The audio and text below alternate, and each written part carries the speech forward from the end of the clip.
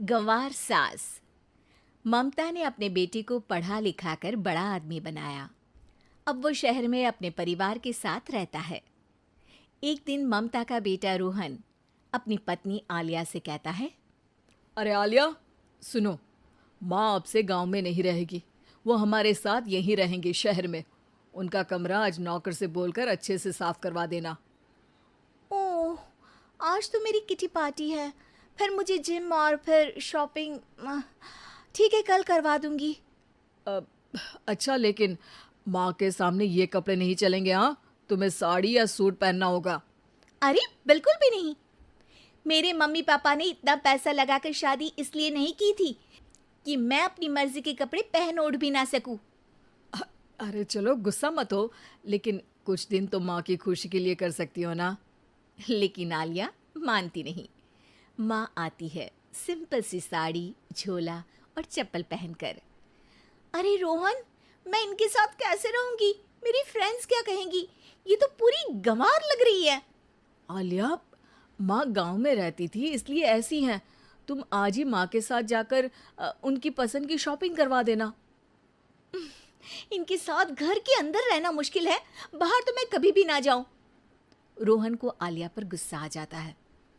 माँ, ओ माँ। हाँ बेटा।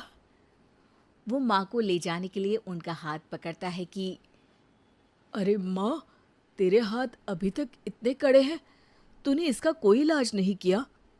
अरे बेटा, इसका कोई इलाज नहीं।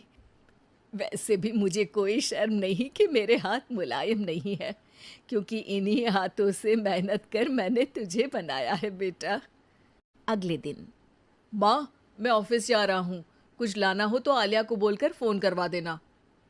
रोहन के जाने के बाद,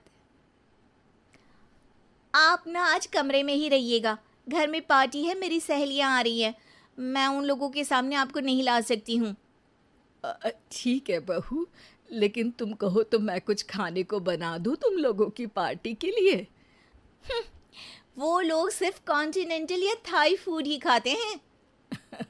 कोई बात नहीं, कभी इंडियन खिलाने वाला कोई मिला नहीं होगा ना। मैं बनाकर कमरे में चली जाऊंगी। जैसे आपकी मर्जी। आलिया के घर उसकी दोस्त आती हैं, पार्टी होती है। अरे वाह आलिया, ये क्या है खाने में? बड़ा ही स्वादिष्ट है यार, इसकी रेसिपी मुझे चाहिए। हाँ, और ये दाल, ओ माय गॉड, मैंने तो किसी 5 स्टार में भी ऐसी दाल नहीं खाई है। यार तू कुक को यहाँ बुलाना। अब आलिया घबरा जाती है। हाँ हाँ हाँ हाँ, क्यों नहीं। माँ जी ज़रा बाहर आइए। आलिया की सास सिंपल सी साड़ी और गांव के अंदाज में आती है। अरे बहू, क्या हुआ? खाना पसंद नहीं आया क्या? बहू? अरे ये गांव से दिखने वाली औरत तुम्हें बहू क्यों बोल रही है? कौन है ये?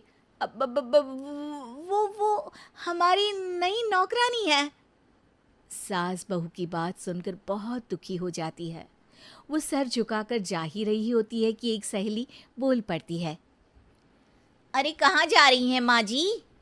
वो उठकर उनके पैर छूती है। जीती रहो बेटा। क्या है ना, आपकी शक्ल बिल्कुल मेरी माँ जैसी है। पता है आलिया, मैं शहर पढ़ने आई और फिर शहरी हो गई, लेकिन मेरे माँ पापा तो आज भी गांव में रहते हैं, बिल्कुल इनके जैसे ही हैं। आप यहाँ बैठिए ना आंटी, आप सच में बड़ी खूबसूरत है और आपके हाथ का खाना तो लाजवाब है। काश ये मेरी सास होती। सभी सहेलियां सास को घेर कर बैठ जाती हैं और उनसे खाने की रेसिपी पूछ रही होती है कि तभी घर की बेल बजती है और रोहन आता है। अरे क्या बात है, आज आप लोग हमारे घर में? और ये लोग तो मुझे आलिया से ज्यादा माँ की सहेलियाँ लग रही हैं। क्या ये आपकी माँ है? लेकिन आलिया ने तो कहा कि ये उनकी नौकरानी है और इन्होंने भी नहीं बताया। वो नहीं बताएंगी, क्योंकि उनके लिए बच्चों की इज्जत और उनकी खुशी सबसे पहले है। मुझे माफ कर दो, मुझे इन्हें तुम लोगों से मिलवाने में शर्म आ रही थी कि तुम लोग क्या कहती? अरे अब तो हमें शर्म आ रही है कि तुम हम लोगों की सहेली हो। हाँ, जो माँ जैसी सास को नौकरानी बोले वो हमारी सहेली नहीं हो सकती। ये बोलकर सभी वहां से जाने लगती है कि सास बोलती है, आलिया की तरफ से मैं तुम लोगों से माफी मांगती हूँ। उसने जो कहा उसके लिए मैं उसे माफ करती हूँ। अब तुम लोग भी उसे माफ कर दो, क्योंकि अगर तुम लोगों ने उससे दोस्ती तोड़ी तो फिर मेरे हाथ का खाना कैसे खाओगी? नहीं नहीं आंटी, जरूर आएंगे, लेकिन अब आलिया की नहीं बल्कि आपकी सहेली बनकर।